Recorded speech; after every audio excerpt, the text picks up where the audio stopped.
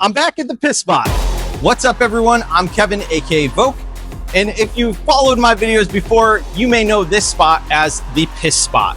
I did this wall back in fall for the Fall Fest Hart Jam, and now we're here in spring for the spring edition of it. I've got a new character plan. Honestly, I can't believe that for the most part, this wall is pretty untouched. If you want to see this character, I do have a long format video on that, so be sure to keep a lookout for that and check it out. But let's get right in and put a new character on this. Oh, and real quick, before I start, there was a gust of wind that just went by. I gotta tell you guys, still smells like piss here.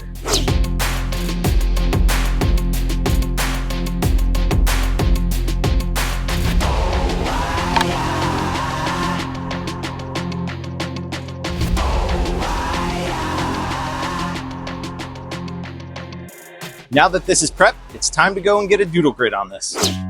Alright, I've gone over this quite a few times in some of my videos, but for any new viewers watching, what I'm doing is pretty much just mapping out random letters, numbers. You can use shapes or anything that comes to mind, and later on this will be used as reference points.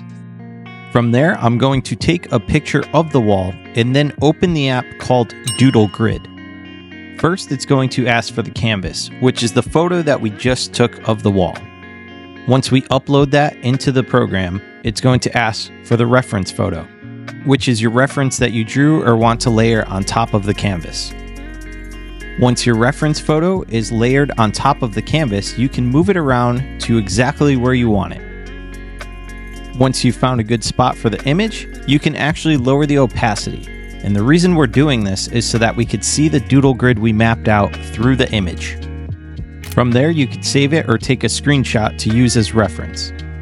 For example, I could see in the character's left eye that the iris and pupil fall right between the M and the Q that I mapped out. So that's exactly where I'll start. I don't always use a doodle grid, but it is a huge time saver. Especially for an event like this where I'm at a graffiti jam and I know I'm going to be running into people I know and want to talk to them all day, so I just want it to be as efficient as possible. I also wanted to make sure I transferred this character onto the wall as accurately as I could. I was really excited about this character. This was one of my morning sketches that I just did for fun. I created this character in my sketchbook and made a little video to go along with it. Here you could see a little bit of my process where I start with rough lines, then fine-tune those lines with a thinner marker, then go in to add some line weight and make the lines thicker, and finally go in with shading to give it some depth. From there, the image comes to life and tells a little bit of a story. I wish I had time to add all these characters onto the wall, but there was no way they were going to fit, and there was no way I had time for all that. I knew the main pirate would work well on the door, so I opened up my iPad and I started making a fine line drawing. This gives me a chance to make any slight alterations that I want to make on the character, and also I knew that it would be helpful to have a nice red line drawing when I opened up the Doodle Grid app to see it on top of the wall. And after all that, the only thing left to do is to paint it. Every single time I paint this spot, I think my 3-step ladder is going to be enough, and I always forget that the wall is a little bit taller. The good news is I was painting next to my friend Twice, who I was waiting for, and I knew that he was bringing a slightly taller ladder. So until he got there, it was gonna look like I signed off as VOA. That's okay though, there was still plenty more to do until he got there. You guys watching should know by now that I always try to knock out the highest section first so that I don't overexert myself later. It's always nice to get the higher, harder to get to sections out of the way first and then reward myself on the ground later. You can see I'm adding some blues to just kind of bring this hat out. I wanted to create a secondary light source because I knew that this hat was mostly going to be dark grays. And without that blue, it's just not going to work well on a black background.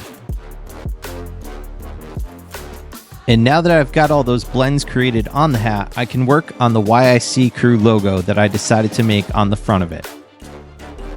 Most of this logo was mapped in using a level 1 cap, but then I went in with my tiny pink stencil cap to help define between the letters and really make it pop. And once that was done, it was time to move on and start mapping in some hair.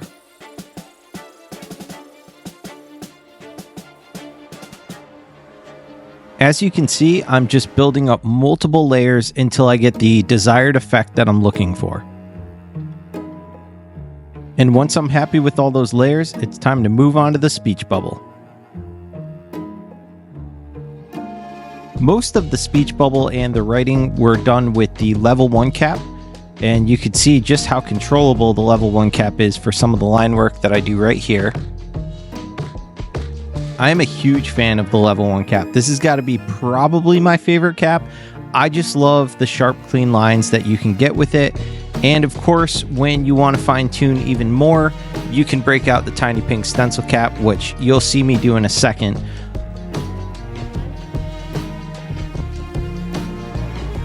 Okay, so at this point you can see that I'm using the stencil cap to just kind of map out the outline of the letters and give it the shape and definition. But once I got to the word crew, I felt like I was kind of wasting paint and it wasn't the best tool for the job. So I went back to the level 1 cap, and you'll see that here. This is where I put the level 1 cap back on, and everything is just a little more crisp and clear and readable. So both tools are great for the job. It just really depends what you're trying to do. If you're doing super tiny details, I do recommend the tiny pink stencil cap, but you can do a lot with the level 1 cap as well. I definitely spent a little more time than I'd like to admit on this crew shout out, but I just wanted to make sure if you're going to do a speech bubble and you're going to add some writing, you might as well make sure it's clean and clear. So I went around with the stencil cap to make sure the white just kind of broke that word crew off of the na part. And in the end, I thought it was nice and readable. From there, it is time to get back into the character and finally start basing some skin tones. Or should I say creepy, dead flesh, ghostly, ghouly, piratey, haunted looking skin tones. In all seriousness though, the skin tone selection does actually help tell the story and illustrate a point of view that perhaps this pirate had passed away at sea, and the blue tint to the skin tone kind of hints that he drowned, and now with that other secondary kind of teal color, it almost looks like he's like glowing, like he has this ghostly aura to him. So it was all I don't want to say very well thought out. I just thought that, if you have ideas like that that can add to telling a story, maybe include them.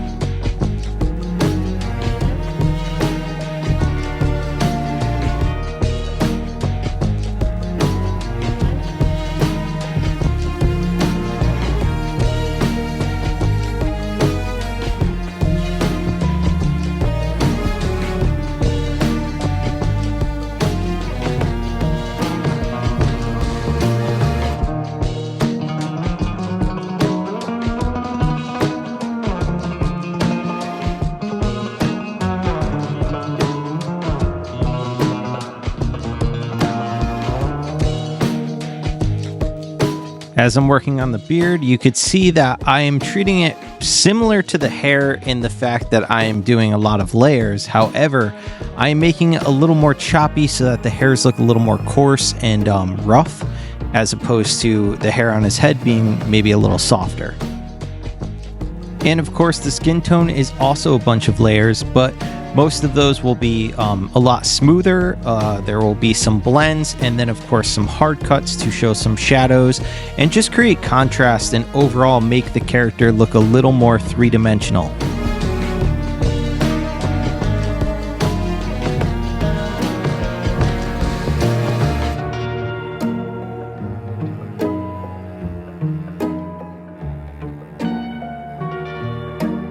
You can see there's just so many different layers going on, and I'm fine-tuning with line work wherever I feel it necessary to kind of just define a section. A lot of the sections are defined with the shadow, but then I'll go back and I'll pull some line weight around like the brow to make the brow more defined and pop out, also around the hair. And you'll also notice that I'm just going around the face. I'm going to map in all the details in the face, but leave the eyes for the very end. Because as I've said in previous videos, I feel like the eyes are just the life of the character. So whenever I can save them to the end and I'm on the ground, it's awesome. So let's get the rest of this face mapped in so I can get to those eyes, the most exciting part for me.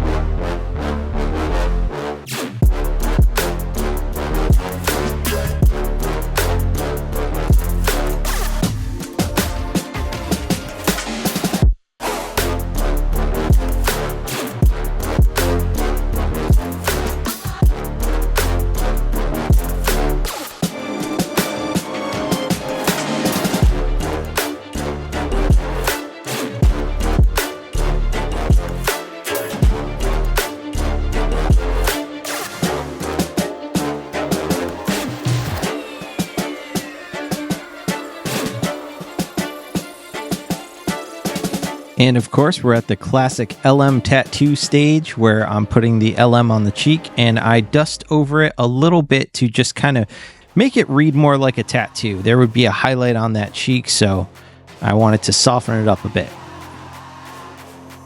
At this point, as I'm putting the details into the mouth, I'm really cruising. Everything's going super smooth, and I was having a fun day.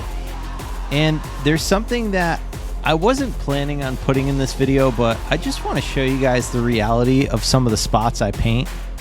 Yep, just another obstacle. Used syringes. Apologies if anyone's triggered, but this is life. This is the stuff that I deal with. The promoter does their best to try to clean the spots, but whenever you step and try to look back at your piece, you gotta watch out. Anyways, there is never a dull moment, and all I can do is always do my best to just have an absolute blast whenever I'm painting. And that's exactly what's happening right now. I'm finishing up the mouth, and I'm getting closer and closer to getting those eyes done.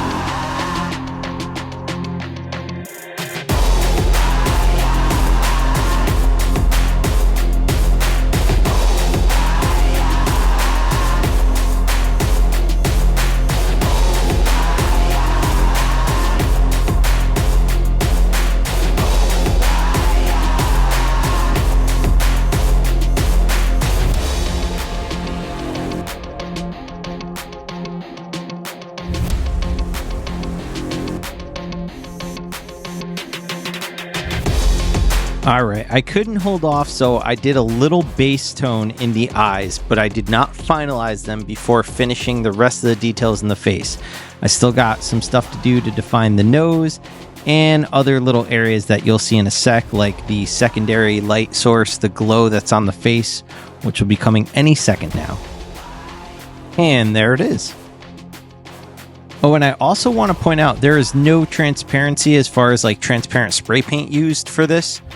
This effect is just done with different tones of teal. I'm just lightly dusting it over the image, but like I said, no transparent spray paint used. I just prefer to go in with the opaque spray paint.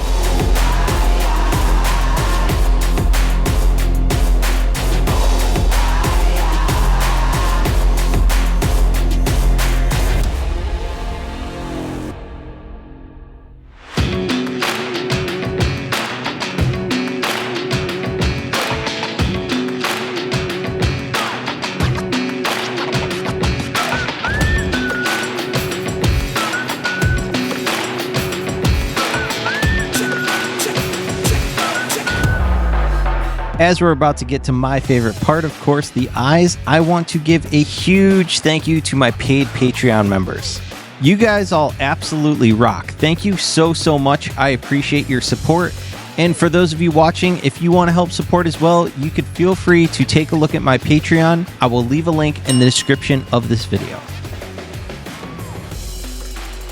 Another way to help support, of course, is to go over to my website, kbuart.com. I'm actually trying to do a huge spring cleaning, so there is 25 to 50% off almost every single thing on the website.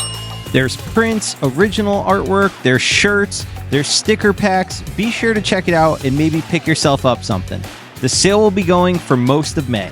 There's also way more than what's being shown here.